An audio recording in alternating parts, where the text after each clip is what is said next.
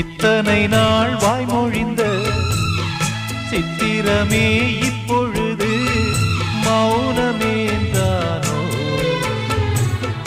மின்னலென மின்னிவிட்டு கண்மறைவாய் சென்று விட்ட மாயம் நீதானோ?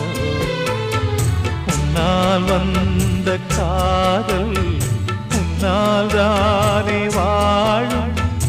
என்னை நீங்கி போனார் உன்னை சேரும் பாவம்.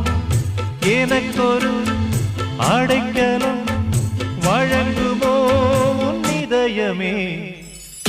அன்பேவா அருகிலே என் வாசல் வழியிலே உல்லாச மாளிகை